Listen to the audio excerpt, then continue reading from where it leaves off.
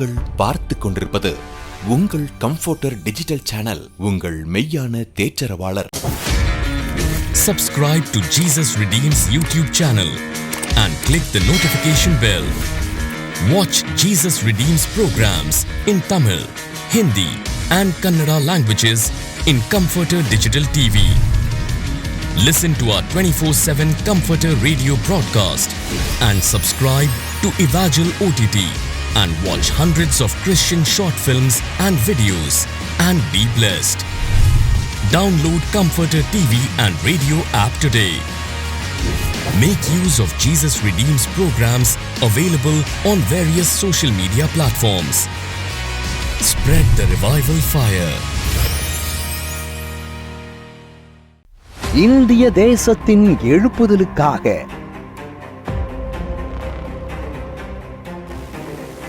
71வது திருப்பத்தூர் பரிசுத்த உபவாச முகாம். இடம் அன்றன்றுள்ள அப்பம் ஜெப மண்டபம், கிறிஸ்துகுல ஆசிரமம் அருகில், திருப்பத்தூர், வேலூர் அருகில். தேவ செய்தியாளர்கள் சகோதரர் மோகன் சி லாசரஸ், சகோதரர் சி எபினேசர் பால், சகோதரர் GPS ராபின்சன், சகோதரர் L வின்சென்ட் ராஜ், போதகர் ஆஸ்பான் ஜெபத்துரை ஆகியோர். தேவ பிள்ளைகளே, தேசத்தின் எழுப்புதலை காண இணைந்து ஜெபிப்போம் வாருங்கள். பிப்ரவரி மாதம் 1, 2, 3 ஆகிய தேதிகளில் நடைபெறும். தொடர்புக்கு 9884900777 90306777.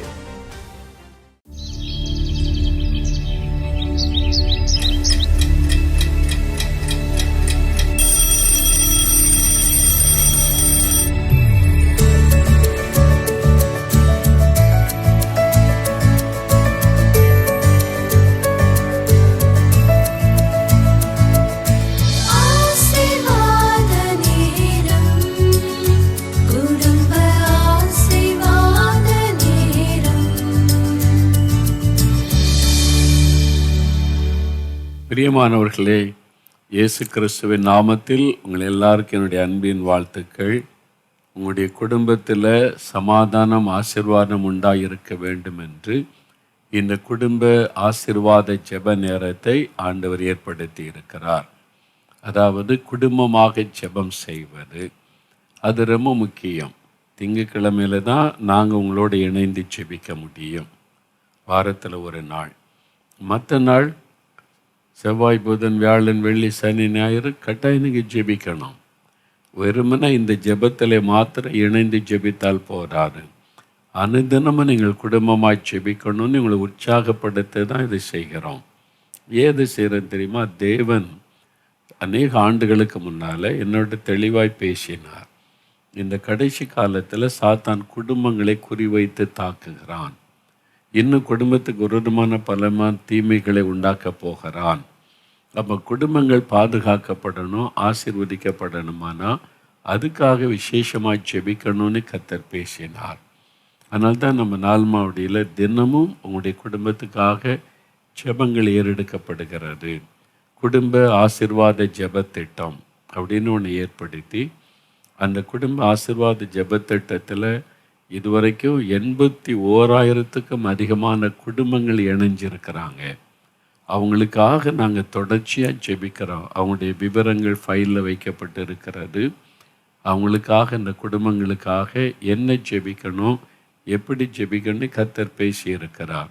அந்த வாக்குத்தத்த வசனங்களை வைத்து அந்த மாதிரி குடும்பங்களுக்கு ஜெபிக்கிறோம். நீங்கள் அந்த திட்டத்தில் சேராமல் இருந்தால் உடனே சேர்ந்துடணும். அதுக்கான விவரங்களுக்கு தொடர்பு கொள்ளுங்கள். நீங்கள் அதுக்கான ஒரு ஃபார்ம் அனுப்புவாங்க. அந்த ஃபார்மை நிரப்பி அனுப்புனீங்கன்னா போதும். ஆன்லைனில் கூட இந்த ஃபார்மை நிரப்பி கொள்ளலாம். அப்படின்னா உடனே உங்களுக்கு அதுக்கான ஜெப குறிப்புகள் அனுப்புவாங்க. இந்த திட்டத்தில் சேர்த்து உங்களுக்காக ஜெபம் ஏறெடுக்கப்படும். சரி, இன்றைக்கு இப்போது முதலாவது 2 பாடல் பாட போகிறோம். நம்ம இயேசுவின் குடும்பத்தினரோடு இணைந்து இந்த பாடலை பாடப்போகிறோம். அதன் பிறகு வேத வசனத்தை தியானித்து நம்ம ஜெபிக்கலாம். சரியா? என்ன பாட்டு பாட போகிறாங்க அப்படின்னா, என்ன மகளே, என்ன பாட்டு? ஸ்தோத்திர பலி அப்பாவுக்கு. தெரிஞ்ச பாட்டு தானே? குட்டி பிள்ளைகள் உடனே சந்தோஷமாயிட்டாங்க. உங்களுக்கு தெரிஞ்ச பாட்டு தான். எல்லாம் சேர்ந்து கரந்தட்டி பாடுவோமா? முதலாவது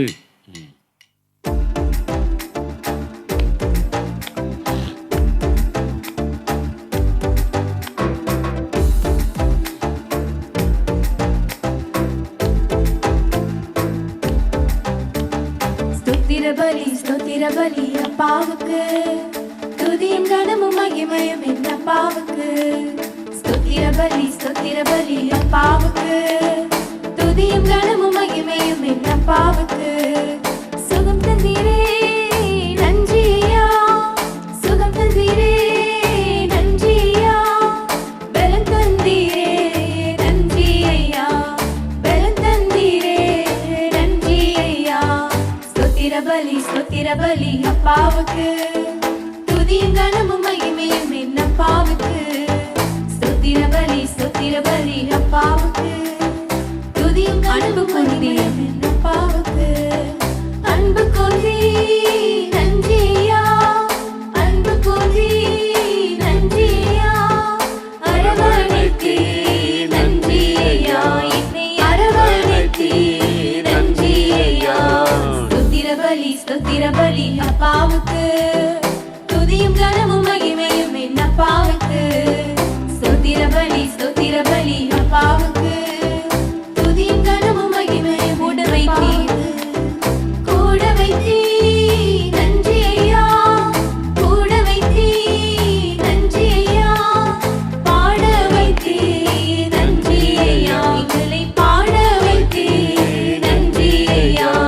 ஸ்தோத்திர பலி அப்பாவுக்கு, துதியும் கனமும் மகிமையும் என் அப்பாவுக்கு. ஸ்தோத்திர பலி அப்பாவுக்கு, துதியும் கனமும் மகிமையும் என் அப்பாவுக்கு. ஸ்தோத்திர பலி அப்பாவுக்கு, துதியும் கனமும் மகிமையும் என் அப்பாவுக்கு. ஸ்தோத்திர பலி அப்பாவுக்கு, துதியும் கனமும் மகிமையும் என் அப்பாவுக்கு. ஆண்டவரை துதிப்பது ஒரு பெரிய சந்தோஷமான அனுபவம். நம்ம துதிக்கும் போது அதை பலியாக ஆண்டவர் ஏற்றுக்கொள்கிறாராம். அதனால தினந்தோறும் உங்களுடைய ஜெபத்தில் ஆண்டவரை நல்லா துதிக்கணும். சரியா? அடுத்து இன்னொரு பாட்டு பாட போகிறோம். என்ன பாட்டு? தேவனே ஆராதிக்கிறேன், தெய்வமே ஆராதிக்கிறேன். நல்ல ஒரு ஆராதனை பாடல். அது தனியாக நீங்கள் காலையில் எழும்பி பாடும்போது பாருங்கள், அப்படியே தேவ பிரசன்னம் உங்களை ஆட்கொள்ளும். நான் அடிக்கடி இந்த பாடலை பாடுவேன். அதிகாலையில் ஆராதிக்கின்றேன், ஆனந்த சத்தத்தோடு ஆராதிக்கிறேன் என்று. என்னுடைய ஜெபறையில் நான் தேவ சமூகத்தில் காத்திருக்கும் போது இந்த பாடலை பாடினாலே அப்படியே ஆண்டவருடைய ஆவியானவர் நம்மை ஆட்கொள்ளுவார். அதனால் குடும்பமாக இந்த பாட்டெல்லாம் நீங்கள் பாடுங்க. வீடுகளில் பாடல் சத்தம் வரணும், துதியின் பாடல் சத்தம் எழும்பணும். அது தேவனுடைய மகிமையை உங்களுடைய வீட்டுக்குள்ளே கொண்டு வரும். இப்போ எல்லாரும் சேர்ந்து அந்த பாடலை பாடுவோம்.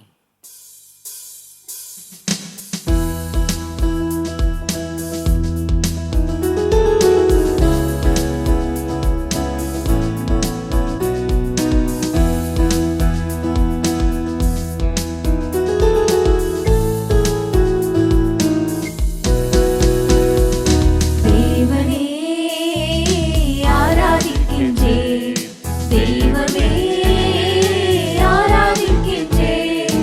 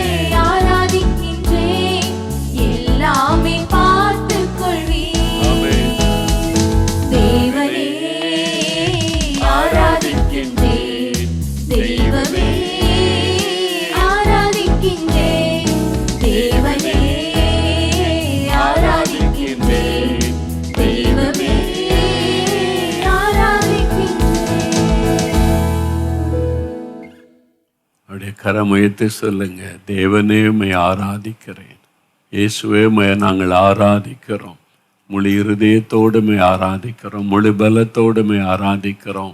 We worship you, our heavenly Father. We worship you, our beloved Jesus. உம்மை ஆராதிக்கிறோம். இந்த குடும்பத்தோடு இணைந்து நானும் உம்மை ஆராதிக்கிறேன். உமக்கு ஸ்தோத்திரம்.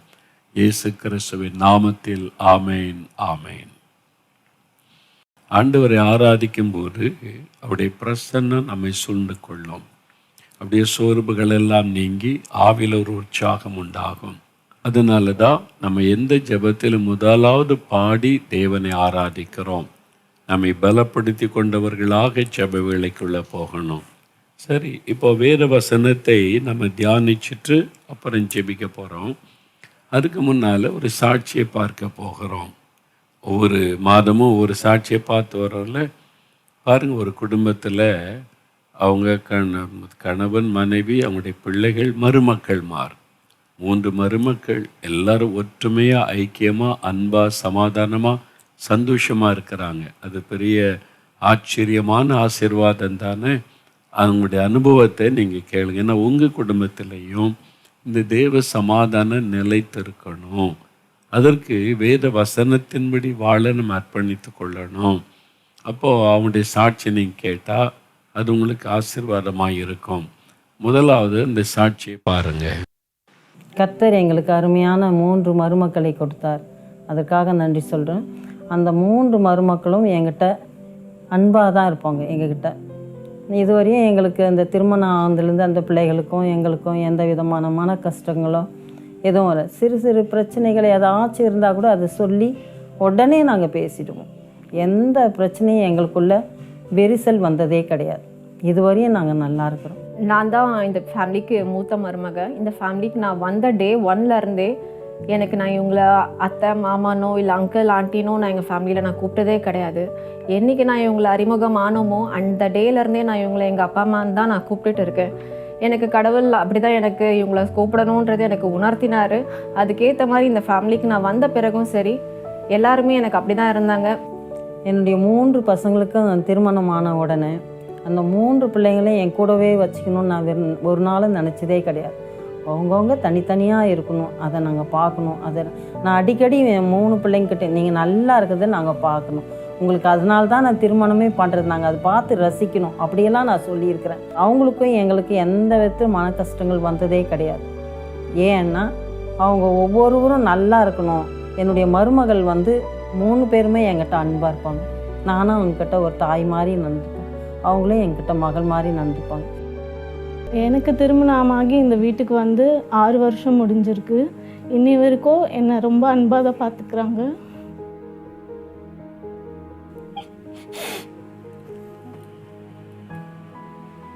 எனக்கு எந்த பிரச்சனைனாலும் முதல்ல அவங்க தான் கேட்பாங்க, ஏன் உன் முகம் இப்படி இருக்கு, ஏன் இப்படி இருக்குன்னு கேட்பேன்.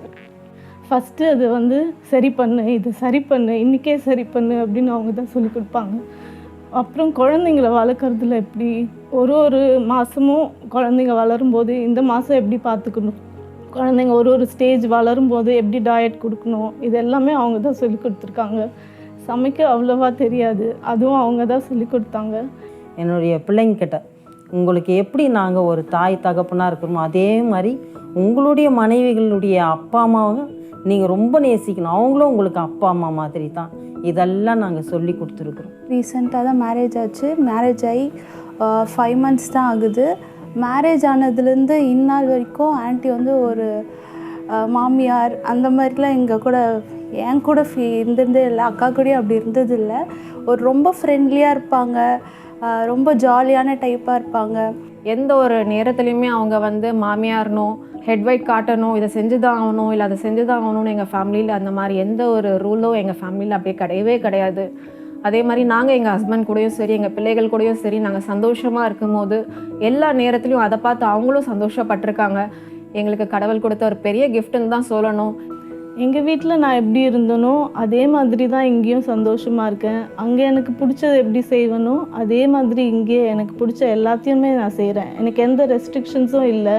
இது செய்யக்கூடாது, இப்படி பண்ணக்கூடாதுன்னு என்ன யாரும் சொன்னதில்லை. ஏதாச்சும் ஒரு தப்பு இருந்தால் அதை எப்படி கரெக்டாக சரி பண்ணணும் அப்படின்னு சொல்லுவாங்க. ஆனால் ஸ்ட்ரிக்டாக இதுதான் இப்படி தான் பண்ணணும் அப்படின்னு எந்த ரெஸ்ட்ரிக்ஷன்ஸும் எனக்கு இங்கே இருந்ததில்லை. எங்கள் வீட்டில் எவ்வளோ சந்தோஷமாக இருந்தனோ அதே மாதிரி தான் இங்கேயும் நான் ரொம்ப சந்தோஷமாக இருக்கேன். ஆன்ட்டி ரொம்ப ஃப்ரெண்ட்லியாக தான் இருப்பாங்க. மம்மி ஸ்ட்ரிக்டாக இருப்பாங்க எப்போவுமே. ஆனால் இந்த மம்மி ஸ்ட்ரிக்டாக இருந்து நான் பார்த்ததில்ல. ரொம்ப ஃப்ரெண்ட்லியாக தான் பேசுவாங்க. மாமியார்னு என்றைக்குமே நான் அந்த ஸ்தானத்தில் நினச்சி கூட பார்த்தது இல்லை. ஒரு ஃப்ரெண்ட்லியாக ஜாலியாக தான் இருப்பேன். அந்த நினைவே எனக்கு வந்தது கிடையாது. என் பொண்ணுங்க அப்படி தான் நான் சொல்லுவேன். என் பிள்ளைங்க திருமணம் ஆனாலும் இதுவரையும் அவர்களுடைய குணம் நலன் எல்லாமே வந்து எங்களுக்கு பிடிச்சமாக தான் இருக்குது. ஏன்னா நானும் என் கணவர் அடிக்கடி பேசுவோம் தனிமையில். பிள்ளைங்க வந்து ஒவ்வொருடைய மனைவிங்களையும் கவனிக்கிறது அவ்வளோ சந்தோஷமாக இருக்குது. நம்ம பிள்ளைங்க நம்மளையும் மிஞ்சிடுவாங்க, அந்த அளவுக்கு அன்பாக இருக்கிறாங்க. அதை நினைக்கும் போது ரொம்ப சந்தோஷமாக இருக்குது. அதே போல் ஒழுக்கத்தில் பார்த்திங்கன்னா எல்லாமே ஒவ்வொரு நாளும் சொல்லி வளர்ப்பாங்க. இப்போ முக்கியமாக எதனா சின்ன தப்பு பண்ணால் கூட அப்போலாம் பண்ணக்கூடாது, இது போல தான் இருக்கணும் அப்படின்னு சொல்லி ஒரு ரெஸ்ட்ரிக்ஷன் எப்போவுமே கொடுப்பாங்க. நாங்கள் வந்து ரொம்ப ஃப்ரீடமாக வளர்ந்தோன்னு சொல்ல முடியாது, ரொம்ப ஸ்ட்ரிக்டாக வளர்ந்தோன்னு நாங்கள் சொல்ல முடியாது. கரெக்டான டைமில் கரெக்டாக கைட் பண்ணுவாங்க. நாங்கள் எப்போ லாக்கிங் இருக்கணும்னு அதை கண்டுபிடிச்சி கரெக்டாக ஓகே இது உங்கள்கிட்ட குறைபாடு இருக்குது, இதை நீங்கள் கரெக்ட் பண்ணிக்கோங்க, ஃப்யூச்சரில் இது போல இருக்கக்கூடாது அப்படின்லாம் சொல்லுவாங்க. எங்களுடைய பிள்ளைங்க வந்து இன்னமும் அந்த கீழ்ப்படிதல், அப்பா அம்மா சொல்கிறாங்க சரி அதை லிசன் பண்ணுவாங்க. என்ன நடக்குது, சரிங்க டாடி சொல்லுங்கள், நாங்கள் என்ன செய்யணும், சொல்லுங்கம்மா நாங்கள் என்ன செய்யணும் அப்படின்லாம் கேட்பாங்க. இப்படி தான்ப்பா அப்படின்னு சொல்லி நாங்கள் பேசுவோம். சரி ஓகே நாங்கள் இதை செய்கிறோம் அதை செய்கிறோம், எல்லாத்துலேயுமே அவங்க கீழ்ப்படிதலாக இருக்கிறாங்க. இதுவரையும் நாங்கள் இந்த அளவுக்கு நல்லா வளர்ந்து நல்லா ஆசீர்வாதமாக இருக்கிறோன்னா அதுக்கு எங்கள் அப்பா அம்மா தான் காரணம். எப்படி ஒரு மரத்துக்கு வந்து வேர் வந்து நல்லா உறுதியாக இருக்கும்போது மேலே இருக்க மரம் ஸ்ட்ராங்காக இருக்குமோ அதே போல் தான் எங்கள் 3 பேருக்கும் லைஃப்பில் வந்து வேராக இருக்கிறது எங்கள் அப்பா அம்மா தான். அந்த வேர் ஸ்ட்ராங்காக இருக்கிறதுனால தான் எங்களுடைய லைஃப் வந்து ஸ்ட்ராங்காக இருக்குது. நாங்கள் பல பேருக்கு எக்ஸாம்பிளாக இருக்கோம். அவங்க அப்பா சிக்காயிட்டார் திடீர்னு, அப்படி கவனிச்சானுங்க. நான் அதை நினச்சி நான் ரொம்ப பெருமிதப்பட்டேன். நான் ஸ்போர்ட்ஸ் ஃபீல்டில் இருக்கிறதுனால நான் நிறைய இடத்துக்கு போகிறது வரது அதெல்லாம் நிறைய இருக்கும். எனக்கு அந்த ஃப்ரெண்ட்ஷிப் சர்க்கிளும் எனக்கு வேறு மாதிரி தான் இருக்கும். எல்லா பசங்களையும் மீட் பண்ணுற ஒரு இது இருக்கும். எது இருந்தாலும் அம்மா அப்பாவை நினச்சி அவங்களோட வளர்ப்பை நினச்சி நான் எல்லாத்தையும் கெட்ட ஃப்ரெண்ட்ஷிப்லாம் ஒதுக்கிட்டு நான் நிறைய விஷயத்தில் ஒதுங்கி வந்ததுக்கு காரணமே எங்கள் அப்பா அம்மாவோட ஜபம்தான். நான் போகும்போது வரும்போது இதெல்லாம் நிறைய ஆபத்துங்க வரும், அதுலேயும் எங்கள் அப்பா அம்மாவோட ஜபம்.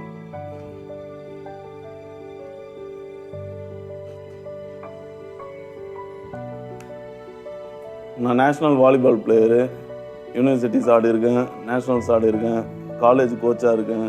நிறைய ஸ்போர்ட்ஸ் சம்மந்தப்பட்ட நிறைய ஆக்டிவிட்டீஸை நான் பண்ணியிருக்கேன். இனிமேல் வாழற வாழ்க்கையை எங்கள் அப்பா அம்மா சொல்லி கொடுத்த மாதிரி கரெக்டாக ஜெப வாழ்க்கையோடு வாழணும். ஒவ்வொரு பிள்ளையும் பார்க்குறோம் நாங்கள். ஒவ்வொரு பிள்ளைங்களும் அந்தந்த மனைவிக்கு கொடுக்குற மரியாதை, அவங்கள நேசிக்கிறது, அவங்கள வழி நடத்துறது, அவங்களுக்கு தேவையானதை வாங்கி கொடுக்குறது, இதெல்லாத்தையும் அவங்க கொடுக்கும்போது என்கிட்ட சொல்லுவாங்க, இந்த பாருங்க இதெல்லாம் நாங்கள் வாங்கி கொடுத்தோம். ரொம்ப சந்தோஷப்படுவோம் நாங்கள். அப்படியா சரி இன்னும் நீங்கள் வாங்கி கொடுக்கணும், இப்படி தான் நாங்கள் சொல்லுவோம். I would like to thank my parents for giving us facilities like anything. இன்றைக்கி அவங்க கொடுத்த அந்த ஒரு வழிகாட்டுதலின் படி நாங்கள் நடந்ததுனால தான் இன்றைக்கி நாங்கள் ஒரு நல்ல சுச்சுவேஷன் இருக்குன்னு நான் சொல்ல முடியும். கர்த்தர் என்று 3 பிள்ளைகளையும் கர்த்தர் நன்றாக ஆசீர்வதித்திருக்கிறார். என்னுடைய பெரிய மகன் வந்து சென்னையில் இருக்கிறாரு. அவர் வந்து ஒரு கம்பெனியில் மேனேஜராக இருக்கிறாரு. அவருக்கு சொந்த வீடு கடவுள் கொடுத்துருக்கிறாரு. என்னுடைய 2வது மகன் மருத்துவராக இருக்கிறாரு. அவர் சொந்தமாக இடம் வாங்கி ஒரு மருத்துவமனை வச்சுருக்காரு. என்னுடைய 3வது மகன் வந்து அவர் ஸ்போர்ட்ஸில் இருக்கிறதுனால, நேஷ்னல் பிளேயராக இருக்கிறதுனால அவர் வந்து ஒரு கோச்சாக இருக்கிறாரு. அவரும் ஆண்டவர் வந்து சொந்த இடத்துல அவர் வாழ்க்கையை செய்ய முடியாது கிருபை பாராட்டிருக்கு. இந்த அளவுக்கு எங்கள் குடும்பம் மகிழ்ச்சியாக இருப்பதற்கு காரணம் திருமண நாட்களிலிருந்து என் மனைவி நானும் சேர்ந்து ஜபிக்கிற குடும்ப ஜபம். என் பிள்ளைகள் உருவானதுக்கப்புறம் நாங்கள் எல்லாரும் சேர்ந்து கைகோத்து நாங்கள் ஜபிப்போம். இந்த அளவுக்கு கர்த்தருக்குள்ளாக நாங்கள் மகிழ்ச்சியாகவும் ஆசீர்வாதமாக இருக்கிறதுக்கு காரணம் நாங்கள் செய்கிற ஜபம். சாட்சியை பார்த்தீங்களா? அவங்களுடைய அனுபவங்கள் எல்லாம் கேட்டிங்களா? எவ்வளோ ஆச்சரியமாக இருக்குல்ல, சந்தோஷமாக இருக்குல்ல. இவ்வளோ பேர் குடும்பமாக ஒன்றா ஐக்கியமாக மருமக்கள் மாமியார் அம்மான்றாங்க, அவங்க இவங்கள மகளேன்னு வச்சுருக்கிறாங்க. இதுதான் வேதத்தில் சொல்லப்பட்ட உறவுகள். அதுதான் நம்ம அறிந்து கொள்ள வேண்டிய காரியம். சரி, இன்றைக்கி ஆண்டவர் என்ன வார்த்தை சொல்கிறார் அப்படின்னா, வாக்குத்தத்தம் என்ன சொன்னார்? 121 சங்கீதம் 7ஆம் வசனத்தில் ஆண்டவர் சொன்னார்ல, நான் உன்னை பாதுகாப்பேன், எல்லா தீமைக்கு விலக்கி காப்பேன், உன் ஆத்மாவை காப்பேன் அப்படிலாம் சொல்லியிருக்கார்ல. அதே மாதிரி நம்முடைய குடும்பம், கணவன் மனைவி பிள்ளைகள், உங்கள் குடும்பம், ஒருவேளை சில குடும்பத்தில் மாமனார் மாமியார் இருக்கலாம், சில குடும்பத்தில் தாயும் தகப்பனும் இருக்கலாம். அது மாதிரி நீங்கள் குடும்பமாக இருக்கீங்களா, அந்த குடும்பத்தின் மேலே ஆண்டவருடைய பாதுகாப்பு உண்டாயிருக்கும். தீங்கு அணுகாதபடி தேவன் பாதுகாப்பார். குடும்பம் ஆசீர்வதிக்கப்பட்டிருக்கும். அது தேவன் கொடுக்கிற ஒரு பெரிய ஆசீர்வாதம். அப்போ இந்த மாதிரி ஆசீர்வாதம் உடைய வாழ்க்கையில் வருவதற்கு குடும்பத்துக்கு தேவையான 2 ஆசீர்வாதம் உண்டு. 122ஆம் சங்கீதத்தில் 7வது வசனம் பாருங்க. உன் அலங்கத்துக்குள்ளே சமாதானமும் உன் அரண்மனைக்குள்ளே சுகமும் இருப்பதாக. ஒரு வாழ்த்து. ஆண்டவர் என்ன விரும்புகிறார்? உன் அரண்மனைக்குள்ளே சமாதானம், அதாவது உன் வீட்டுக்குள்ளே, உன் குடும்பம் இருக்கிறதுல உங்களுடைய ஃபேமிலிக்குள்ளே சமாதானம், சுகம், ஆரோக்கியம் உண்டாயிருக்கணும். நமக்கு தேவையான ஆசீர்வாதம் என்ன? சமாதானம் இருக்கணும் குடும்பத்துக்குள்ளே. எல்லோரும் நல்ல ஆரோக்கியமாக இருக்கணும். வியாதி பிரச்சனை ஆஸ்பத்திரி செலவு இருக்கக்கூடாது, ஆரோக்கியமாக இருக்கணும். அதே மாதிரி இந்த குடும்பத்தில் ஆசீர்வாதமும் இருக்கணும். அதுதான் பீஸ், அப்புறம் ஹெல்த், ப்ராஸ்பரிட்டி, இது இருக்கணும். ஒரு குடும்ப தேவையான முழுமையான ஆசீர்வாதம். உங்கள் குடும்பத்தை அப்படி தான் கர்த்தர் ஆசீர்வதிக்க விரும்புகிறார். உங்களுடைய வருமானம், உங்களுடைய வேலையில் ஆசீர்வாதம், உங்களுடைய வருமானம், உங்களுடைய தொழில் ஆசீர்வாதம், நீ கைட்டு செய்கிற எல்லாவற்றையும் செழிக்க பண்ண நிலங்கள், வயல் நிலங்கள், தோட்டங்கள், அதில் வரக்கூடிய ஆசீர்வாதம், ஒரு முழுமையான ஆசீர்வாதம் தேவன் உங்களுக்கு கொடுத்த மகிழ்விக்க விரும்புகிறார். அதைத்தான் வாக்குத்தத்தமாய் சொல்லுகிறார். அப்போ தேவன் வாக்கு கொடுத்ததை விசுவாசித்து உங்களுடைய குடும்பத்துக்கு ஜெபிக்கும் போது இந்த காரியமெல்லாம் நிறைவேறுவதை நீங்கள் கண்டு மகிழ முடியும். ஆண்டவர் எங்களை சமாதானமாக வச்சிருக்கிறாரு, சுகமாக வைத்திருக்கிறார், நாங்கள் ஆசீர்வாதமாக இருக்கிறோன்னு சொல்லும்படி கர்த்தர் செய்வார். இன்றைக்கு அந்த ஆண்டவருடைய அடைக்கலத்துக்குள்ளே வந்துட்டு அந்த ஆசீர்வாதம் உண்டாகும். ஒரு குடும்பத்தார் வந்தாங்க, பிஸ்னஸில் நஷ்டம், இழப்புகள், கடன் பிரச்சனை, அதனால் வெளியில் தலை காட்ட முடியாத ஒரு நிலைமை. கிறிஸ்தவர் அல்லாத குடும்பம்தான். அவங்க ஜெபத்தை கேள்விப்பட்டு இயேசுடைய வார்த்தைகளை அறிந்து கொண்டு ஜெபிக்க ஆரம்பித்தாங்க. இயேசுவே எங்களுக்கு உதவி செய்யுங்க, இந்த கடன் பிரச்சனை விடுதலை கொடுங்க, எங்களுடைய பிஸ்னஸ் ஆசீர்வதிங்க, நாங்கள் சுற்றிலும் அவமானப்பட்டு நிற்கிறோம், எங்களுக்கு உதவி செய்யுங்கன்னு ஜெபிச்சாங்க. இயேசு அந்த ஜெபத்தை கேட்டார். அவங்க கிறிஸ்தவங்க இல்லையே, இன்னும் சர்ச்சுக்கு ரெகுலராக வரலையே, இவங்க ஜெபத்தை எப்படி கேட்கறது அப்படிலாம் இயேசு சொல்லவில்லை. தன்னை நோக்கி கூப்பிடுறவங்க யாராக இருந்தாலும் விசுவாசத்தோடு கூப்பிட்டு ஆண்டவர் அவளுக்கு உதவி செய்வார். அதே மாதிரி கூப்பிட்டாங்களா, ஆண்டவர் அற்புதம் செய்துட்டார். அவருடைய பிஸ்னஸை ஆசீர்வதித்தார், கடன் பிரச்சனை மாற்றினார், வருமானத்தை பெருக பண்ணினார், இக்கட்டிலிருந்து விடுதலை ஆக்கிட்டார். நிம்மதியாக சந்தோஷமாக இருக்கிறாங்க. அவங்க 4 மாடிக்கு நம்ம கூட்டத்தில் சாட்சி சொல்லி என்னை பார்த்து பேசினாங்க. அப்போ தான் இதெல்லாம் அவங்க மூலமாக அறிந்து கொள்ள முடிந்தது. அவங்க முதல்ல வரும்போது இயேசுவே அவங்களுக்கு தெரியாது, ஏதோ கிறிஸ்தவனுடைய கடவுள் அப்படி தான் நினச்சாங்க. ஆனால் இவர் வித்தியாசமானவர், இவர் மனிதர்கள் மத்தியில் செயல்படுகிற தேவன் என்பதை அறிந்து கொண்டாங்க. அதே ஆண்டவர் தான் இன்றைக்கு உங்களை பார்த்து சொன்னார், என் மகனே, என் மகளே, நான் உன்னை ஆசீர்வதிப்பேன், தீங்கைக்கு விலக்கி காத்து கொள்ளுவேன், உன் கையின் பிரயாசம் செழிக்கும் என்று ஆண்டவர் வாக்கு கொடுக்கிறார். இப்போ நம்ம செபிக்கலாமா? நம்ம செபிக்கும்போது இந்த ஆசீர்வாதம் எல்லாம் உண்டாகும். ஆண்டவர் உங்களை மாத்திரம் இல்லை, உங்கள் சபையில் இருக்கிற எல்லாரையும் அப்படி ஆசீர்வதிக்கணும். உங்கள் தெருவில் இருக்கிறவங்களை ஆசீர்வதிக்கணும், உங்கள் கிராமத்தில் இருக்கிறவங்களை ஆசீர்வதிக்கணும், உங்கள் அப்பார்ட்மெண்ட்டில் இருக்கிறவங்க, அப்படி நம்ம ஜெபிக்கணும். எல்லாரையும் ஆண்டவர் எல்லா குடும்பங்களிலும் உங்களுடைய பாதுகாப்பும் சமாதான ஆசீர்வாதம் உண்டாயிருக்கணும். இந்த தீமைகள் சேதப்படுத்தக்கூடாது. ஜெபிக்கணும், கருத்தாக நம்ம ஜெபிக்கணும். சரியா? இப்போ ஜெபிக்கலாம். தகப்பனே, நீர் எங்களுக்கு வாக்கு பண்ணி இருக்கிற வாக்கு தத்தத்திற்காக ஸ்தோத்திரப்பா. எங்கள் வீட்டுக்குள்ளே சமாதானமும் சுகமும் ஆசீர்வாதமும் நிலைத்திருக்கும்படி வாக்கு கொடுத்திருக்கிறீர். இந்த பிள்ளைகளுடைய குடும்பத்தில் சமாதானம், ஆண்டவரே, கணவன் மனைவிக்குள்ள, பெற்றோர் பிள்ளைகளுக்குள்ள, மாமியார் மருமகளுக்குள்ள, ஆண்டவர் எல்லாருக்குள்ள ஒரு தேவ சமாதான குடும்பத்தில் உண்டாயிருக்கட்டும். சமாதானத்தை கெடுக்கிற ஆவிகளை இயேசுவின் நாமத்தில் கடிந்து கொள்ளுகிறோம். தேவ சமாதான சுகம் உண்டாயிருக்கட்டும். வியாதிகள் விலகட்டும், பலவீனங்கள் விலகட்டும், தீமைகள் விலகட்டும், பயங்கள் இயேசுவின் நாமத்தில் விலகட்டும், சுகம் உண்டாயிருக்கட்டும். ஆண்டவரை ஆசீர்வதியும், வருமானத்தை ஆசீர்வதியும், கையின் பிரயாசத்தை ஆசீர்வதியும். கடன் பிரச்சனை எல்லாம் மாறட்டும், பண பிரச்சனை எல்லாம் நீங்கட்டும், செழித்திருக்கும்படி ஆசீர்வதியும். இப்போ எந்தெந்த காரியத்துக்கு செபிக்கிறாங்களோ அதில் எல்லாம் ஆசீர்வாதத்தை கட்டளையிடும். அவங்க தெருவில் இருக்கிற குடும்பங்கள், அவங்க கிராமத்தில் இருக்கிற குடும்பங்கள், அவங்க அப்பார்ட்மெண்ட்டில் இருக்கிற குடும்பங்களுக்காக எல்லாம் செபிக்கிறோம். அவங்க சொந்தக்காரங்க, நண்பர்கள், உறவினர்கள், தெரிந்தவர்கள் எல்லாருக்காக செபிக்கிறோம். குடும்பங்களுக்குள்ளே தேவ சமாதானம் உண்டாகட்டும், ரட்சிப்பின் சந்தோஷம் உண்டாகட்டும், ஒரு பரிபூர்ண ஆசீர்வாதம் உண்டாகட்டும். தடைகள் எல்லாம் விலகட்டும் இயேசுவின் நாமத்தில். கர்த்தருடைய ஆசீர்வாதம் உண்டாகட்டும் என்று செபிக்கிறோம். ஆண்டவரே, அவள் வேண்டிக் கொள்கிற ஒவ்வொரு காரியத்திலும் அற்புதம் செய்து ஆசீர்வதியும். அவனுடைய ஜெப விண்ணப்பங்களை உம்முடைய பாதத்தில் வைக்கிறோம். காரியத்தை வாய்க்க பண்ணும். தடைகள் எல்லாம் விலகட்டும். காரிய சித்தியை கர்த்தர் உண்டாக்கி கொடும். நீர் ஆசீர்வதித்த உயர்த்தி மேன்மைப்படுத்துகிறதற்காய் நன்றி. இன்றைக்கே தடைகள் விலகுகிறதற்காய், காரியம் ஆய்க்கிறதற்காய் ஸ்தோத்திரம். இன்றைக்கு ஒரு அற்புதத்தை அவர்கள் காணட்டும். தொடர்ந்து இவர்களை அந்த கிராமத்துக்கே, பட்டணத்துக்கே ஆசீர்வாதமாய் மாற்றி அருளும். இவர்கள் மூலமாய் உம்முடைய நாம மகிமைப்படட்டும். கர்த்தரப்படி ஆசீர்வதித்ததற்காய் ஸ்தோத்திரம், ஸ்தோத்திரம். இயேசு கிறிஸ்துவின் நாமத்தில் ஜெபிக்கிறோம் பிதாவே. ஆமேன், ஆமேன். என் ஆத்துமாவே கர்த்தரை சோஸ்தரி, என் முழு உள்ளமே அவருடைய பரிசுத்தமுள்ள நாமத்தை சோஸ்தரி. என் ஆத்துமாவே கர்த்தரை சோஸ்தரி, அவர் செய்த சகல உபகாரங்களை மறவாதே. ஆமேன், ஆமேன். This program is sponsored by Mr. Arun Kumar Paul and Mrs. Elena Sophie, Tanjavur.